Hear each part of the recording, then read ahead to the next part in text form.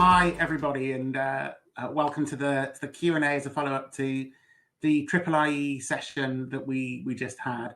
Now, we're expecting quite a small audience here, and I would be delighted to see your faces. If you're comfortable sharing your video and audio, it may be easier to do it as a group discussion. I'll just give it a couple of minutes to see if any of you do. Okay, if not, Agnieszka, who I think is in here, asked us a few questions about the audience impact metrics. I'm going to start off by... Oh, I'll wait a minute. Sorry, Agnieszka. Are there any, before I get on to talk about the audience impact metric, are there any other questions that came out of the actual session? Martin, I saw your... okay, cool. I saw your question, Martin, about is there anything similar to NT Live in China? And that is a great question. The reason we're partnering with Dr. Pearl Wang at ICCI is so that we do have that local knowledge. So I personally don't have the knowledge about whether that exists or not. I'm very sure that they distribute a lot of content digitally, obviously over there. But whether they do the equivalent of NT Live, I don't know. Aha, here's Martin and Agnieszka. Brilliant, nice to see you. I feel less alone now. I was just on a little screen on my own. Good to see you, Johnny.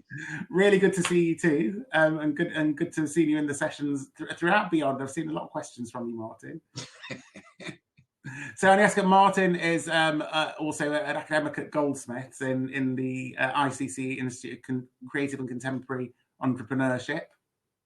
In case you don't know him, but you probably know Martin anyway. He's quite well known. Agnieszka, where are you? What's your background? Where are you from? I'm a cultural manager, but currently in my final stages of PhD about audience engagement, and my key case studies were VR. And I actually think I tried to meet you a year or two ago without success, but yeah. I'm sorry. No, it's because I'm not based in London, so it was tricky to actually arrange the meeting. But yes, I'm interested in audience engagement with the long-term impacts rather than marketing approach to market research. That's why I'm kind of trying to dig out the meaning about the what you are actually measuring. What we're measuring. Yeah. So probably the simplest is to give the backstory to how we developed the measure, and then it kind of makes sense. So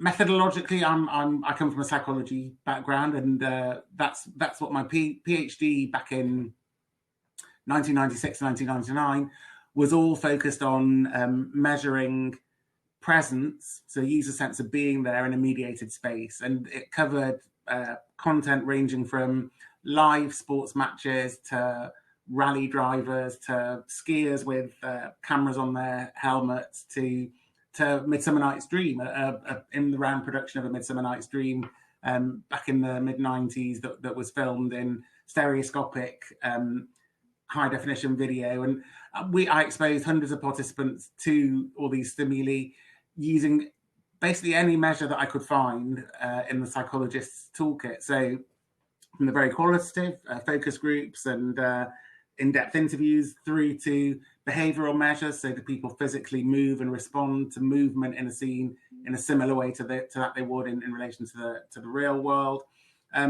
All the way through to physiological measures. So does arousal vary predictably as it would in the same situation in the physical environment? And then concluded that there were four major factors at play in users' experience of media, and they were a sense of being in the space depicted by the medium, a sense of engagement in the content, a sense of what we call ecological validity, or how natural and consistent with your prior experience the experience is, and then the impact of negative effects. So especially in those days with much more rudimentary VR equipment, it was eye strain, headache, nausea, motion sickness, all the sorts of disorientation, the negative effects that can still impact sort of VR users. So that was my PhD. And then I came to Goldsmiths in 1999. And the first thing I did, having finished my PhD, was set up a lab. So we were employed at that time. My lab was funded by the TV industry. So it was by the Independent Television Commission, who were, their R&D group were focused on identifying what's the future of more compelling, engaging, immersive media formats. So it's very much from a technology perspective they were asking the question. And I recruited a statistician, questionnaire person, and Jane Lester joined my team. And together we developed the sense of presence inventory by exploring around 600 people's experience of media presentations, ranging from 3D IMAX to the fully interactive motion platforms in Videodomes at Futuroscope and Poitiers, through to we made a deal with Virgin Cinemas and Standard TV and computer games and multiple different formats. And we asked everyone the same around 100 questions.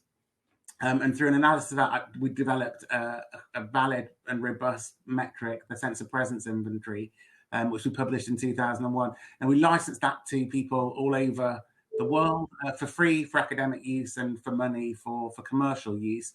And we effectively carried that on as a line of research throughout the company's lifetime. I set up Iiie Media as a spin-off from Goldsmiths in 2002, based on all the interest that was generating, basically from our studies. So we carried on doing all that in the background, and we did a whole lot of other work on the attention economy and lots of collaborative R&D to identify sort of future media opportunities. And then in 2016, when the government started talking about the industrial strategy and saying there's going to be millions of pounds for research on immersive, before it was called Audience of the Future, Nesta, who we'd obviously worked with in preceding 15 years on and off, got in contact and said, you've got the metrics and measures for this. We know all the cultural value side and the economic value of content.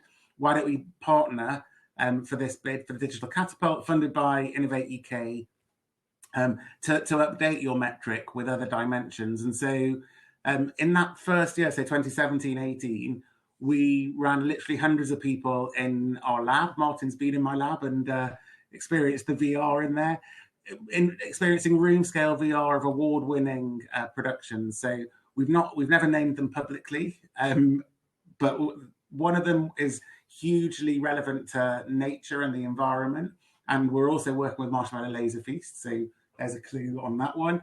Another one is all around dance, but in a theatrical context, and it was a fully interactive 6-off dance piece.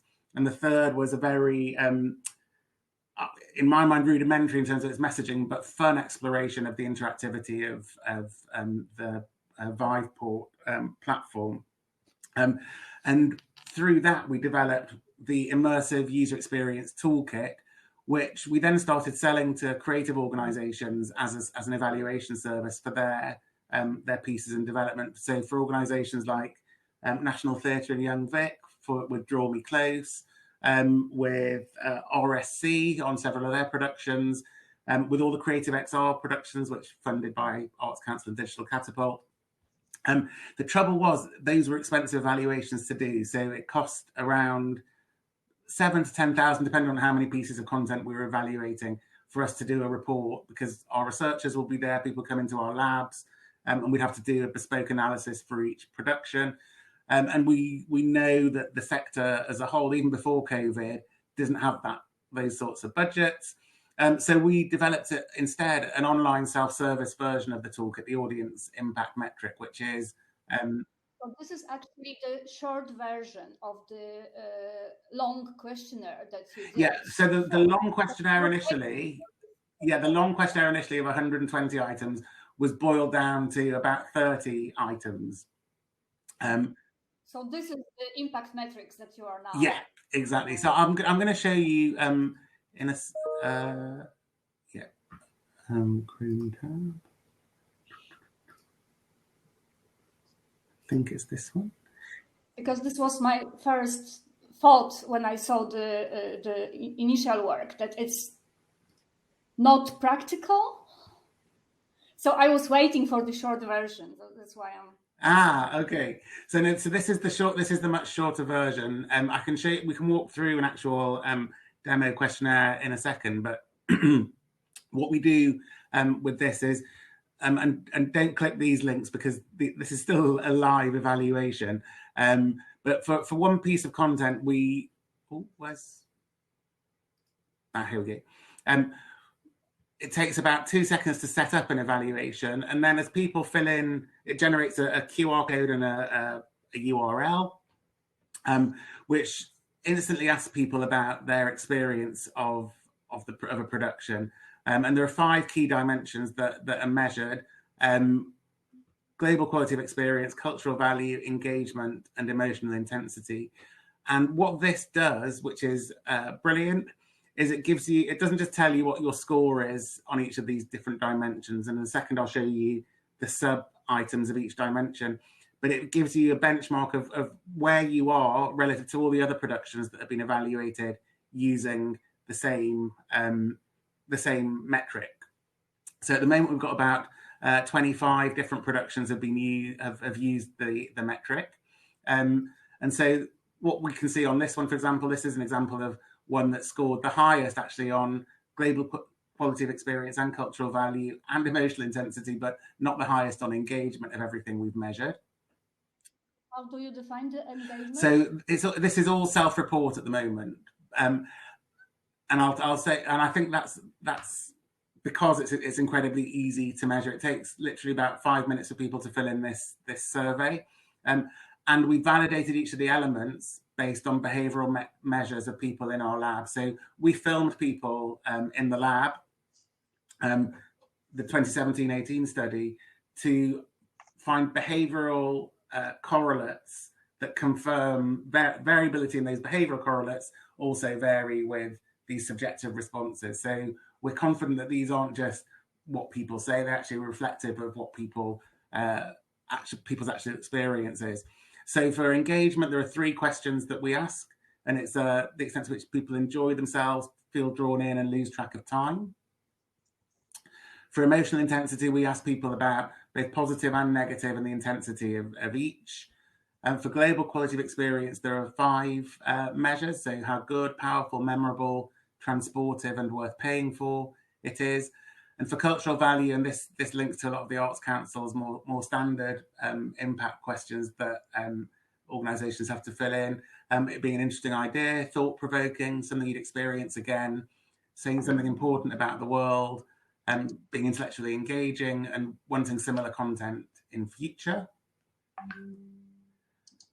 And the final element is we use Van Westendorp's price sensitivity meter to measure and identify an optimal price point for each piece of content. So we ask people 4 questions for this. It's at what price would that experience in that context be too expensive, so you wouldn't consider buying it, so cheap that you question its quality, getting expensive but you'd probably still consider it, and a bargain, so you definitely go for it. And we plot the cumulative frequencies of the too expensive and getting expensive, the green and the red line here, and the inverse cumulative frequencies of the too cheap and a bargain. And where too expensive and too cheap intersect is the optimal price point for that piece of content. So this is for a VR, 6DoF VR with a live performer as part of the experience. And we identified that for this, the optimal price point was around £26 to £30 because we look at the optimal pricing range considering the other intersections as well. So that's literally how we evaluations. Once you set up an account, which takes about sorry. Oh yeah, sorry. No, okay, continue. I will ask. Once you've set up an account to on the platform, the app.it-metrics platform, which takes literally 20 seconds to enter your company name and the contact email address, so that you can log in future, basically. It takes this long to set up a new evaluation. So you give it a name, you enter a little bit of information. This is optional, information about your content. And then that's all the information that we need to set up an evaluation. But we do record all this background information if you're willing to supply it. So for what platform is it to be displayed on, wide, portable, and so on, which specific devices, where can you access the content, in which setting is it most likely to be experienced, so professional, work, or recreational, leisure, which controls are available, which senses are stimulated, what peripherals are used as part of the experience. And then we ask you a few rating questions about, is it supposed to be a passive experience? Is there a clear narrative? Is it an active experience? Is the content completely on rails, so the same for every user, or is it completely at the agency of the user? And the reason we ask all these questions is, as we build up a bigger and bigger bank of evaluations, comparing to the highest and lowest we've ever evaluated before becomes less meaningful. So we'll then be able to filter your comparisons, your benchmarking data. So if I've done a 6 degree of freedom, fully interactive dance piece, I want to compare it to other 6 degree of freedom, fully interactive arts pieces, for example. So we can then get much more relevant comparative data. Once we've filled in that, there's a consent form. So we're based at the University at Goldsmiths, the University of London. So everything goes through our ethics committee. So we have to have a formal consent form. But it pre-populates. You have to name yourself as the researcher. So, for example, if this was you doing the study, Agnieszka, and then we literally press next. Then we have to pay. There's a paywall there, and this is a lot cheaper than what it cost before. So previously it was £7,000 to £10,000 for one evaluation. Currently, the full professional tier is only £700, and we've sold several, even over lockdown, at this price to UK and US partners. There is a cheaper version which doesn't give you all the graphs. You still get all the data and the same questions, but you have to do a lot of the analysis yourself. And there's a really basic tier which is just 6 questions, but we don't recommend that because it doesn't really give you much access to any real insight. And once you've done that, like I showed you before, you get taken to the page of your evaluations.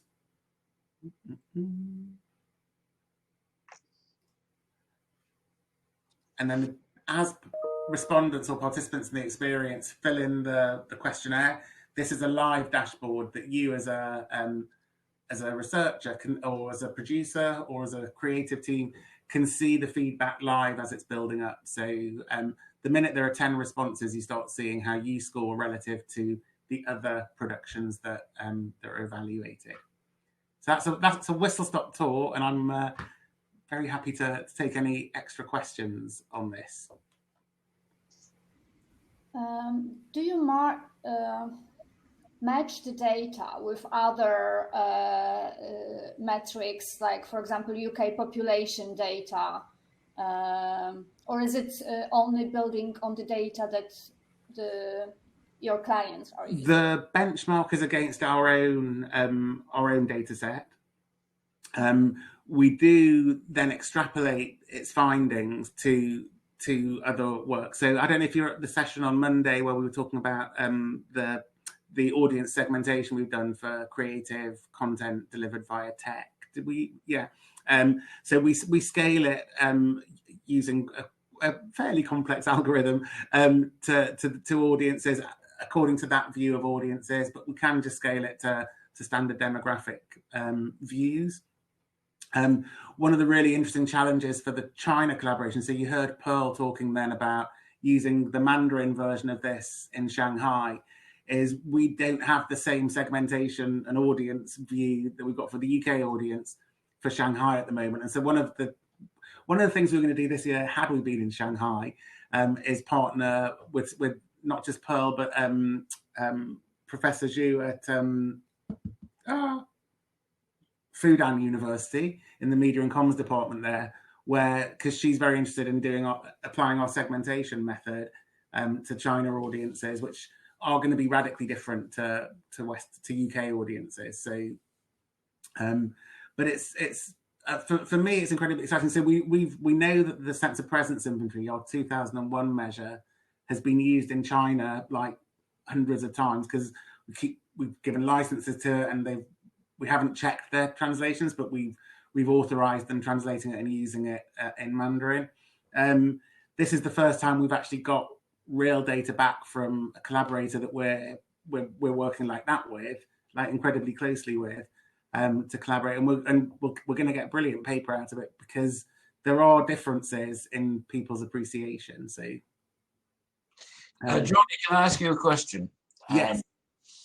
Because one of the things that emerged very early on in the Nestor research from NT Live, you remember Phèdre was famously the first show, which I thought was revelatory at the time, was that on emotional engagement, you had a higher score for people sitting in a cinema in Newcastle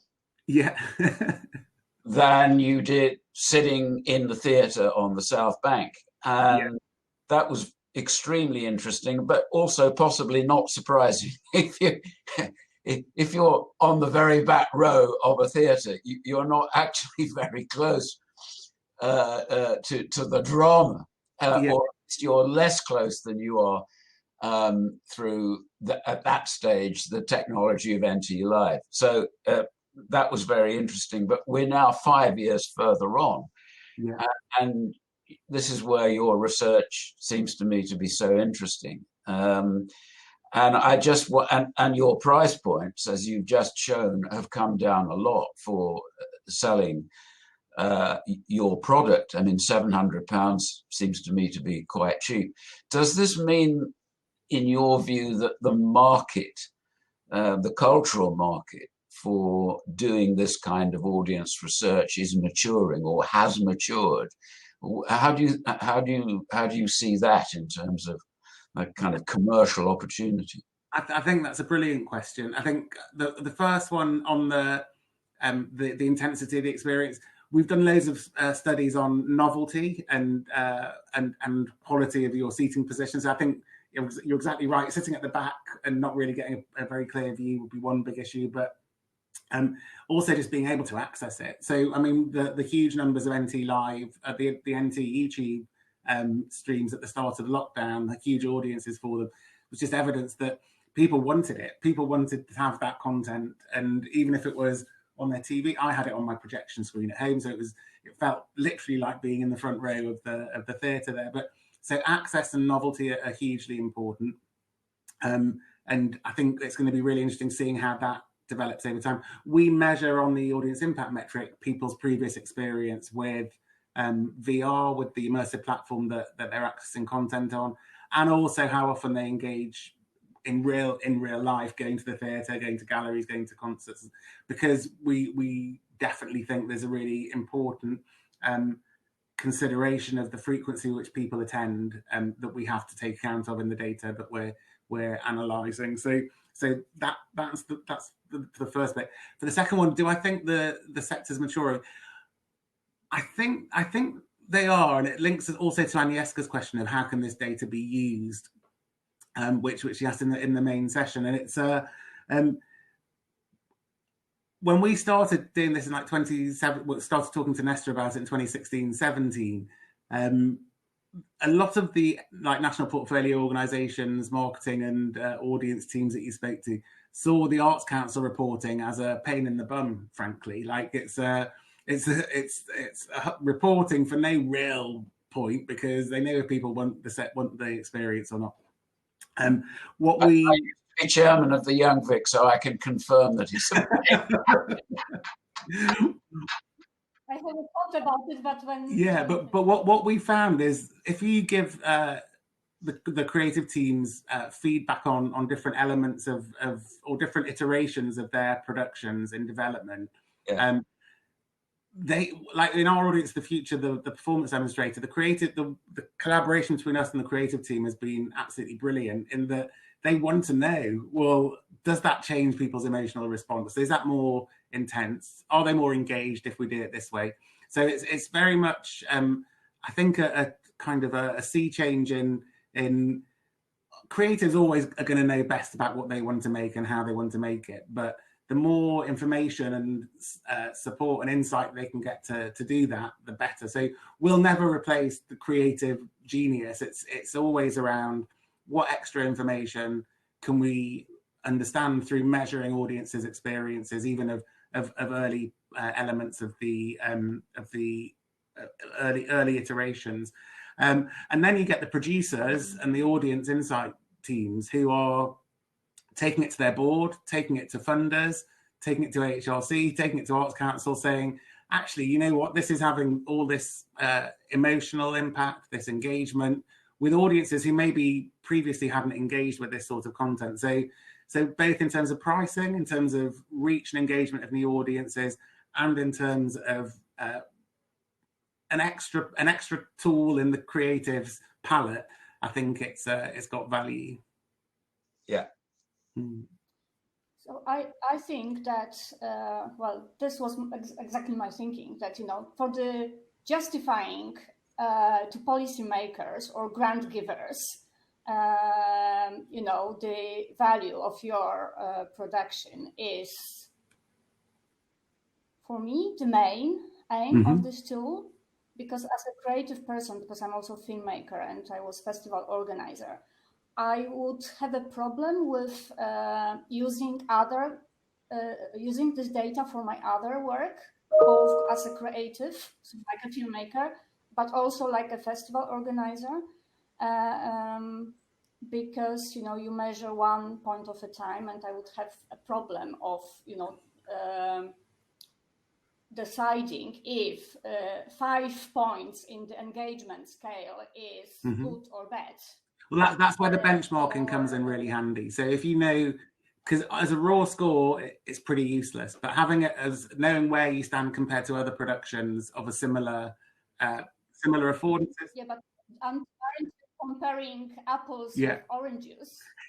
I've just seen the time. So we were supposed to clear this session by 12:10. I think the next Q&A are here. So sorry, Stephen, for overrunning. Tom, are you still there? Do we need to leave now? I think we do. And yes, I'm really happy to continue the conversation. So I will write to you because I'm interested in the paper when it appears. Definitely. I'd like to. Brilliant. And Martin, okay, thanks, John. Thank you very much. Nice to see you both.